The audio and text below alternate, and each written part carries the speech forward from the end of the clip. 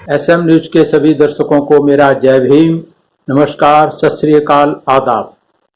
आज मैं लेकर के आया हूं एक ऐसी साधारण सी शूद्र परिवार में जन्मी साधारण सी लड़की जो बन गई मालवा साम्राज्य की महारानी। जी हां, बताऊंगा मैं वीरेंद्र सिंह। एसएम न्यूज द्वारा चलाई जा रही सीरीज कहीं हम भूल न जाएं, कहीं हम भूल न जाएं उन वीर वीरांगनाओं को, उन महापुरुषों को, उन संतों गुरुओं को जिन्होंने देश की खातिर, समाज की खातिर, मानवता की खातिर अपने आप को न्यौछावर कर दिया। आज हम एक लेकर के आए हैं एक ऐसी आम साधारण सी लड़की की कहानी जो कि मालवा साम्राज्य की 18वीं सदी में महारानी बन गई। जी हां, जिसका नाम है अहिल्याबाई होलकर। अहिल्याबाई होलकर का जन्म महाराष्ट्र के चौंडी गांव में अहमदनगर जिले में 31 मई 1725 में हुआ था। इनके पिताजी मानकोजी शिंदे खुद धनगर समाज के थे, जो कि एक शूद्र समाज में आता है, जिसे गडरिया बोलते हैं, भेड़ बकरी चराने वाले। और वो इनके पिताजी गांव के मुखिया थे। इनके पिताजी ने इनको पढ़ाया लिखाया। उस समय 1700-1800 में पढ़ाई के लिए जबकि बहुत प्रतिबंध थे, खास करके शूद्रों की शिक्षा के लिए और महिलाओं की शिक्षा के लिए, तो इनके पिताजी ने उन विपरीत परिस्थितियों में भी अहिल्याबाई को पढ़ाया लिखाया। अहिल्याबाई का जीवन बहुत ही साधारण तरीके से, गांव के तरीके से गुजर रहा था, लेकिन एकाएक भाग्य ने पलटी मारी और 18वीं शताब्दी में वो मालवा साम्राज्य की महारानी बन गई। युवा अहिल्या देवी का चरित्र जो था सरल और मल्हार राव होलकर को बहुत प्रभावित किया। मल्हार राव होलकर बाजीराव पेशवा की सेना में कमांडर थे और वो एक बार उधर से कहीं जा रहे थे तो उनके घर पर रुके। जब उन्होंने देखा अहिल्याबाई होलकर को तो उसके व्यवहार और कुशलता से प्रभावित होकर उन्होंने उसकी शादी अपने बेटे खांडे राव से तय कर दी और शादी कर दी। जब खांडे राव से शादी हो गई तो फिर वो मराठा समुदाय की राजघराने की बहू बनकर पहुंची। 12 साल में मात्र इनकी शादी हुई। 12 साल में शादी होने के बाद 29 वर्ष की अवस्था में ये विधवा हो गई। इनके पति का स्वभाव बहुत ही चंचल और उग्र था। उन्होंने सब कुछ सहा। 42 साल में इनका पुत्र था, वो भी चल बसा। और जब अहिल्याबाई की उम्र करीब 62 वर्ष के लगभग थी तो उनका दोहित्र भी चल बसा, नथु। उसके बाद दामाद यशवंत राव भी नहीं रहे और उसके साथ इनकी बेटी ने सती हो गई। तो इस तरीके से अहिल्याबाई होलकर का जो शादी के बाद जो जीवन रहा वो बहुत ही दुख भरा और कष्टकारक रहा। इस सब के बाद अहिल्याबाई होलकर ने सोचा कि उनके एक रिश्तेदार थे दूर के संबंधी तुकोजी राव, उनके पुत्र को उन्होंने मल्हार राव को गोद ले लिया और सोचती थी कि ये आगे चलकर इनका न्याय, शासन व्यवस्था, राजकाज और प्रबंधन की डोर संभालेगा। लेकिन वो भी अंत तक उनको दुख ही देता रहा। ये उनकी कहानी रही। लेकिन इसके बाद भी जब मल्हार राव होलकर का निधन हो गया, उसके बाद 1766 में अहिल्याबाई होलकर वहां की रानी बनी, वहां की शासक बन गई, मालवा की शासक बनी। और उन्होंने तुकोजी राव होलकर, जो कि इनके परिवार से संबंधित रहे थे, उनको अपना सेनापति बनाया, सेना का कमांडर बनाया और उन्हें हर तरीके से मदद दी, क्योंकि वो इनके भरोसे के व्यक्ति थे। खुद अहिल्याबाई होलकर भी युद्धों का नेतृत्व करती थी। इनको साहसी योद्धा भी थी और इनको तीरंदाजी का बहुत ही एक्सपर्ट थी वो तीरंदाजी में, और हाथी के ऊपर बैठ करके ये युद्ध में तीरंदाजी के साथ में युद्ध का नेतृत्व करती थी। और इस तरीके से अहिल्याबाई होलकर का राज चलता रहा। इन्होंने अपनी राजधानी मालवा से बदल करके महेश्वर ले गई। वहां उन्होंने 18वीं शताब्दी का एक बेहतरीन महल बनाया जो कि आज भी वहां बना हुआ है। ये नर्मदा नदी के किनारे बहुत ही अच्छा शहर इन्होंने बनाया बसाया, जहां पे साहित्य, मूर्त कला, संगीत कला के हर क्षेत्र में इन्होंने विकास किया और उसको विकसित किया गया। एक बुद्धिमान, तेज सोच वाली, स्फूर्त शासक के तौर पर अहिल्याबाई को याद किया जाता है। हर दिन वह अपनी प्रजा से बात करती थी और समस्याएं सुनती थीं। अहिल्याबाई होलकर में ऐसे कई काम किए जो कि बहुत ही कम राजा इस चीज को कर पाते हैं। इन्होंने अपने राज्य को हर तरीके से समृद्ध बनाया और जो सरकारी पैसा था उसको बड़ी सूझबूझ के साथ किले बनाए, विश्राम गृह बनाए पब्लिक के लिए, कुएं बनाए, प्याऊ लगाई, सड़कें बनवाई। इस तरीके से सारा पैसा जो सरकारी पैसा था उन्होंने पब्लिक के कामों में लगाया, पब्लिक के हित के कामों में लगाया। वो त्योहारों को अपने लोगों के साथ में बीच में जाकर के मनाती थी और हिंदू मंदिरों में, बाकी सभी मंदिरों में दान दिया करती थी।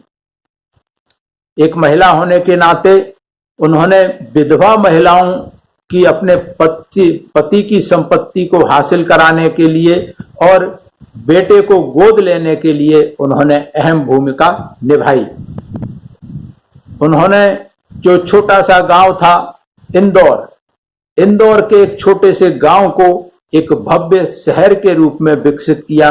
इसमें अहिल्याबाई होलकर का सबसे ज्यादा योगदान रहा।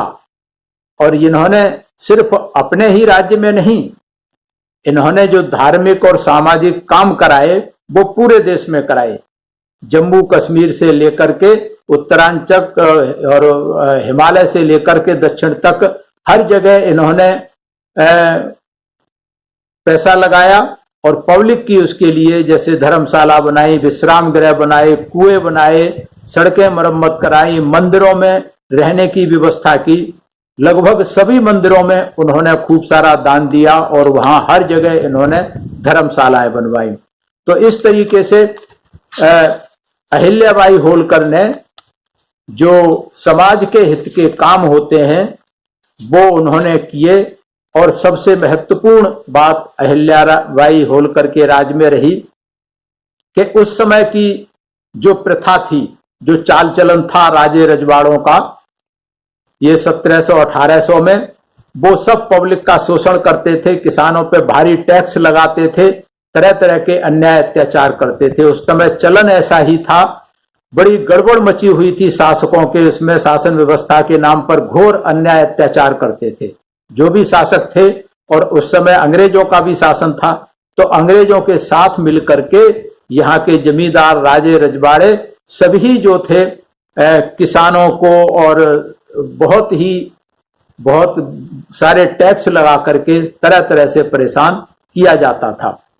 लेकिन अहिल्याबाई होलकर उन सब से अलग थी, उन सब व्यवस्थाओं से अलग थी। उन जो रूढ़ियां उस समय की थी, अंधविश्वास और सब में जकड़ा कसा जा रहा था, वो अलग थी। इससे उन्होंने न्याय में विश्वास रखती थी और ऐसे विकट परिस्थितियों में अहिल्याबाई होलकर ने जो कुछ किया पब्लिक के लिए, अपनी जनता के लिए, वो एक उत्कृष्ट उदाहरण है, चिरस्मरणीय है।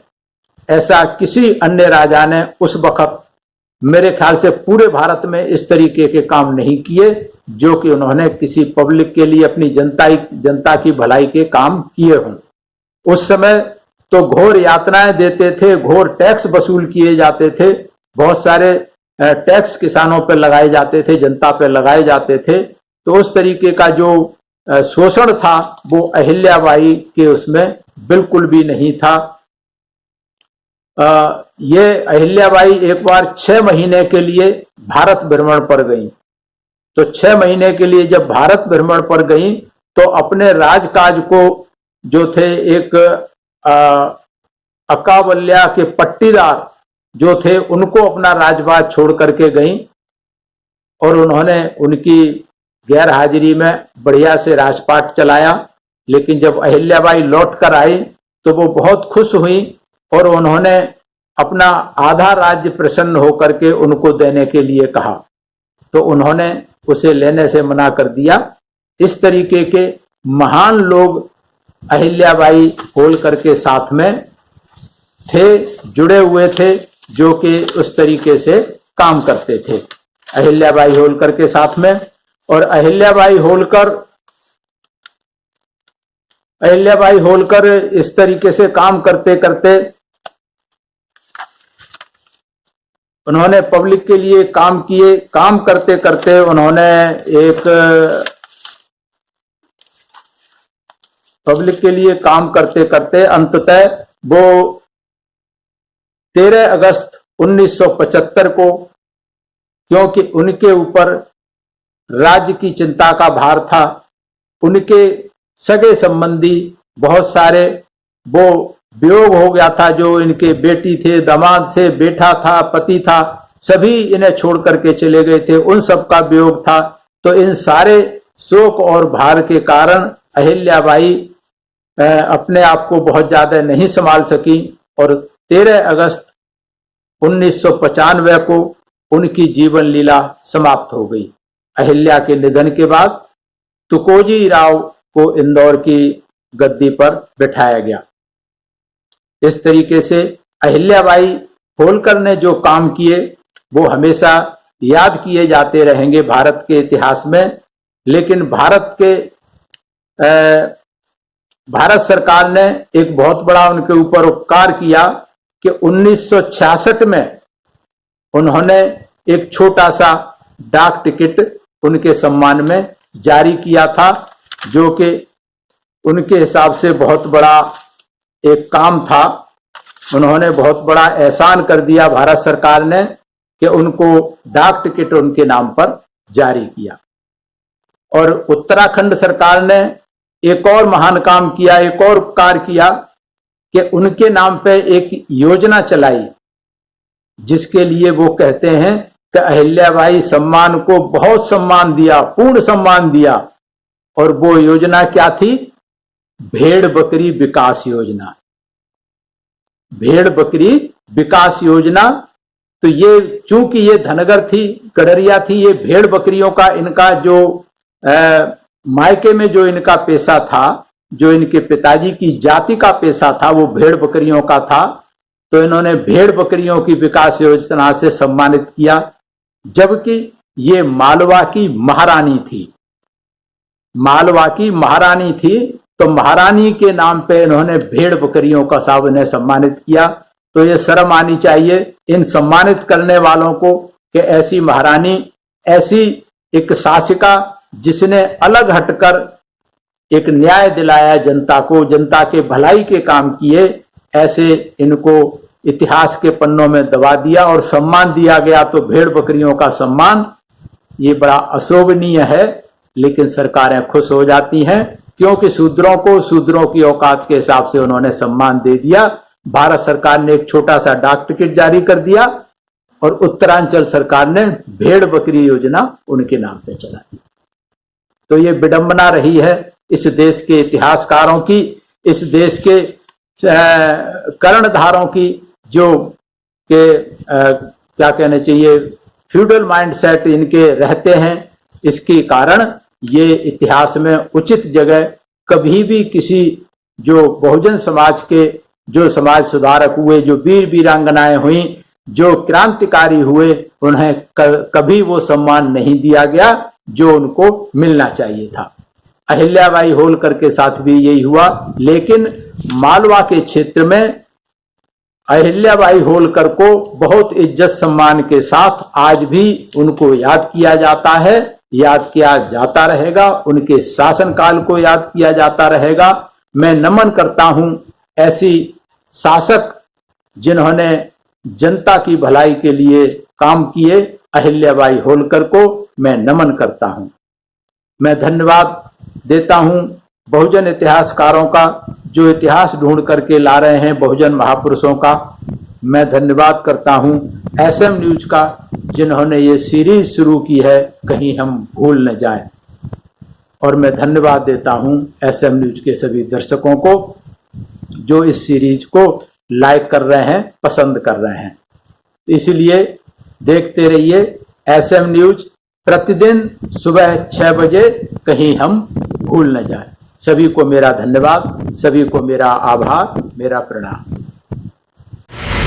अगर आपने अभी तक हमारा चैनल सब्सक्राइब नहीं किया है तो सब्सक्राइब करें और घंटी का बटन बिल्कुल भी दबाना ना भूलें ताकि सभी लेटेस्ट खबरें पहुंच सकें आप पे सबसे पहले।